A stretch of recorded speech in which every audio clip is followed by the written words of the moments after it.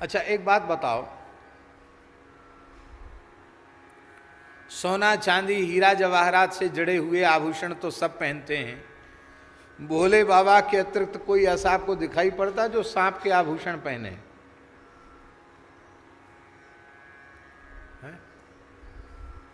है किसी में ताकत सर्प के आभूषण धारण करने की? सर्प जो है बड़े भोगी होते हैं, कामी होते हैं, बहुत भोगी होता है सर्प।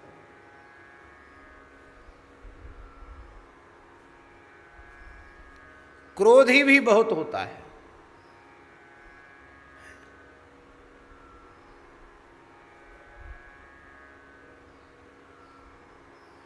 क्या कहा काली नाग ने भगवान श्री कृष्ण को? वयम खलाह सहोत्पत्त्या, हम तो पैदाइशी दुष्ट हैं, जन्मजात दुष्ट हैं। दो तरह के दुष्ट होते हैं, एक दुष्टों का संग पाकर दुष्ट होते हैं तो सज्जनों का संग पाकर सज्जन भी हो जाते हैं। एक ऐसे होते हैं जो जन्मजात दुष्ट होते हैं, वो जन्मजात दुष्ट होते हैं वो तो सुधरते ही नहीं। वो कहता वयं खलाह, ध्यान दें, अहम खलाह कहना चाहिए था उसको, काली को। वो कहता वयं खलाह, इसका मतलब हम अपने पूरे कुटुंब खानदान में अकेले खल हो गए हों ऐसा नहीं है, हमारा तो पूरा कुटुंब खानदान ही खल है। खलों के समुदाय में हम अच्छे कहाँ से हो जाएंगे? वयं खलाह सहोत्पत्त्या, उत्पत्ति से। तामसा, बड़े तमोगुणी हैं। दीर्घमन्यवः, दीर्घमन्यवः,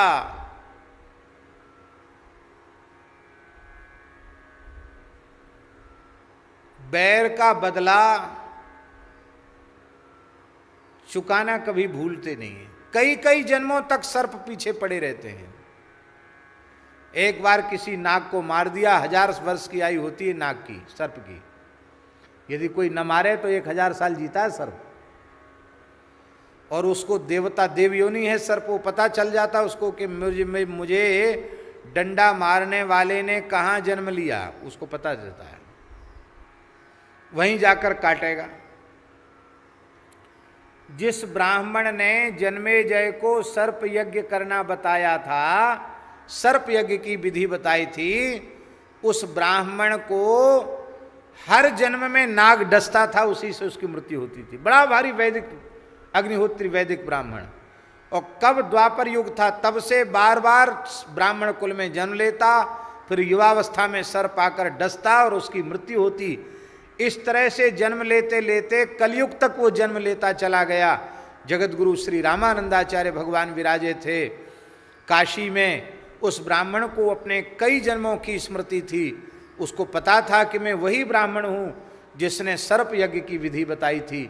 अंत में हाहाकार करता हुआ, ये कितने जन्मों तक नाग पीछे पड़ा रहेगा मेरे। और जगत गुरु श्री रामानंदाचार्य भगवान की शरण में आया। भगवान श्री रामानंदाचार्य ने कहा कि तुम यहाँ रहो। उस ब्राह्मण को आपने दीक्षा दे दी और कहा यहाँ रहो। जैसे ही सर्प आया डसने के लिए, तब स्वामी जी ने उसको फटकार लगाई कि इतने तुझे पता नहीं है किस पाप के परिणाम स्वरूप तो ये योनि तुझे मिली, और इतने जन्मों तक सैकड़ों बार ये जन्म ले चुका है ब्राह्मण, और सैकड़ों बार तू इसे डस चुका है, मार चुका है, तो इतनी ब्रह्म हत्याएं तेरे सिर पर चढ़ी हुई हैं। आखिर तो अमर होके तो कोई कभी न कभी तो तू मरेगा, और जब मरेगा तो इतनी ब्रह्म हत्याओं का परिणाम तुझे भोगना पड़ेगा, कितना समय लगेगा। ऐसा कहकर जैसे ही स्वामी जी ने शंख बजाया कि उसको भयंकर नरक का दृश्य नाग को दिखने लग गया। अरे राम राम, मुझे करोड़ों कल्पों तक नरक में पड़ा रहना पड़ेगा। नाग थरथर कांपने लग गया। तब स्वामी जी ने कहा कोई चिंता मत करो, सन्मुख होय जीव मोहि जबहि जन्म कोटि अघनासेन। वो नागलोक का नाग था। तब स्वामी जी ने शंख बजाया और नाग को भी दीक्षा दे करके कहा जाओ पाताल लोक में नागों में राम भक्ति का प्रचार करो, जाओ जाओ, तुमको अधिकार दिया, सब नागों को चेला बनाओ। बोलो भक्तवत्सल भगवान की। दीर्घमन्यवः, इतने लंबे समय तक भी ये बैर का बदला लेना नहीं भूलते। ऐसे सर्पों को जो काल रूप हैं, सब जिनसे घबराते हैं, हे नाथ आप कितने करुणामय हैं, जो संसार में किसी के उपयोगी नहीं, जिनके लिए प्रहलाद जी जैसे महान भक्त ने कह दिया, मोदेत साधुरपि वृश्चिक सर्प हत्या, साधु पुरुष भी बिच्छू सर्प के मरने से दुखी नहीं होते। बोले चलो अच्छा काल है, मर गया, ठीक हुआ। ऐसे वृश्चिक सर्प को भी आपने आभूषण बना लिया, जो किसी के लिए उपयोगी नहीं है उनको आपने अपने श्रीअंग पर आभूषण के रूप में धारण कर लिया। इससे ज्यादा और आपकी करुणा क्या होगी। इसका मतलब है गुण युक्त को तो सब स्वीकार करते हैं, पर आप इतने करुणामय हैं कि दोषों के खजानों को भी आप स्वीकार कर लेते हैं। आहिभूषण, सर्प आपके आभूषण हैं। और आप कैसे हैं, दूषण रिपु सेवक। खरदूषण रिपु जो श्री राम जी हैं, उन श्री राम जी के आप सेवक हैं। दूषण रिपु सेवक, अब ध्यान दें यहां, खरदूषण त्रिसरा इनके जो शत्रु श्री राम जी हैं, उनके आप सेवक हैं। चलो यह अर्थ तो स्पष्ट है ही है, पर श्री तुलसीदास जी महाराज ने कहा, सेवक स्वामी सखा सिय पिय के। आप सेवक भी हैं, स्वामी भी हैं और सखा भी हैं, सब संबंध आपसे हैं। तो दूषण रिपु सेवक,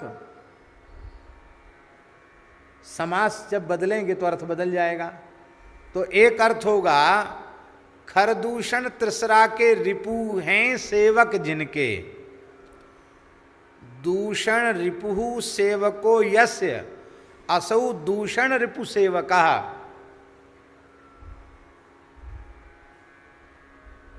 रामचंद्र, ध्यान में ही बात, खरदूषण त्रिसरा के जो रिपु हैं, ऐसे राम जी भी रामेश्वरम स्थापन के समय जिनकी विधिवत पूजा करते हैं, जिनका विधिवत अर्चन करते हैं, अपने को शिवजी का भक्त स्वीकार करते हैं, ऐसे आप हैं। जब रामेश्वरम स्थापन हुआ ना, दक्षिण में उनको रामनाथ स्वामी कहते हैं, तो रामेश्वरम स्थापन हुआ तो वहाँ ऋषियों ने कहा कि आपने इनका नाम रामेश्वर नाथ रखा है, तो रामेश्वर शब्द का अर्थ क्या है। भगवान श्री राम हंसने लगे, अरे बोले आप लोग इतने बड़े विद्वान होकर इस सामान्य सी बात पूछ रहे हो। षष्ठी तत्पुरुष समास है, रामस्य ईश्वरः रामेश्वरः, जो राम जी का ईश्वर है वो रामेश्वर। भोले बाबा प्रकट हो गए, बोले नहीं नहीं नहीं, ये अर्थ जो बता रहे हैं समास इनका ठीक नहीं है। हमसे पूछे ना, स्थापना तो हमारी भई है। ऋषियों ने कहा आप बताइए। तो शंकर जी बोले, रामः ईश्वरो यस्य असौ रामेश्वरः। बोले इसमें राम जी कह रहे थे तत्पुरुष समास है। शंकर जी बोले नहीं, तत्पुरुष समास नहीं, बहुब्रीहि समास है। बहुब्रीहि समास का अर्थ क्या है,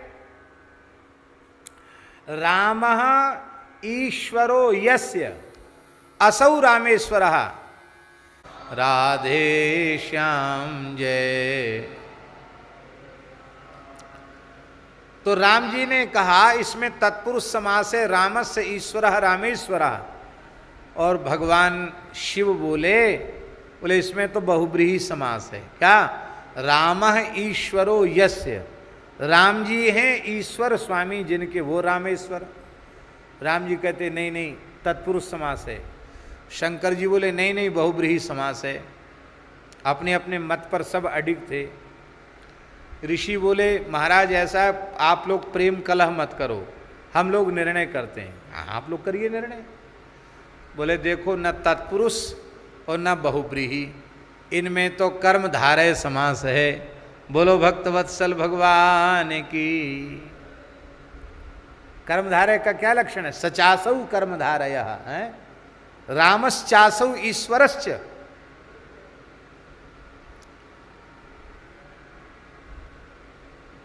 राम जी और ईश्वर दोनों ही ईश्वर हैं, रामेश्वर हैं। हाँ, दोनों ही सेवक हैं और दोनों ही स्वामी हैं। बोलो भक्तवत्सल भगवान की जय।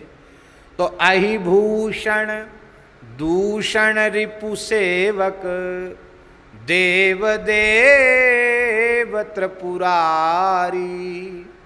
देव देव त्रिपुरारी, देव देव त्रिपुरारी। हे प्रभु आप देव देव हैं। देव देव माने देवाधिदेव महादेव हैं।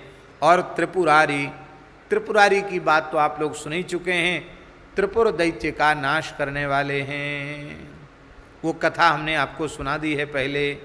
और कैसे हैं? बोले मोह निहार दिवाकर शंकर शरण शोक भयहारी।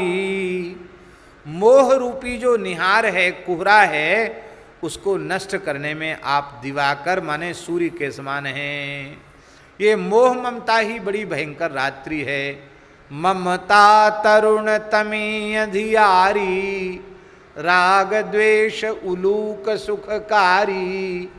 तब लगी बसत जीव मन माही जब लगी प्रभु प्रताप रवि नाही।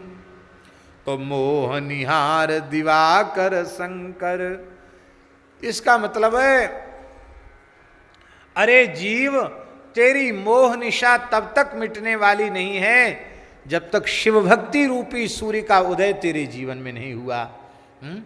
जब तेरे हृदय में शिव भक्ति का सूर्य उदित होगा तो तेरा सारा मोह जनित अहंकार अंधकार नष्ट हो जाएगा। इसलिए महाराज जी शंकर जी की उपासना निष्काम भाव से जो करते हैं उनमें अवश्य ही ज्ञान का उदय हो जाता है। ज्ञान स्वरूप ही है शिव, वो निश्चित तत्व ज्ञान संपन्न हो जाते हैं। आज यह बात लिंग पुराण में आई है। निष्काम भाव से शिव को भजने वाले उन्हें तत्व ज्ञान हो जाता है और वे शिव सायुज्य को प्राप्त कर लेते हैं। ऐसे हे शंकर शम कल्याणं करोति इति शंकरः, आप सबका कल्याण करने वाले हैं। शरण शोक भयहारी, आपकी शरणागति शोक और भय दोनों का हरण करने वाली है।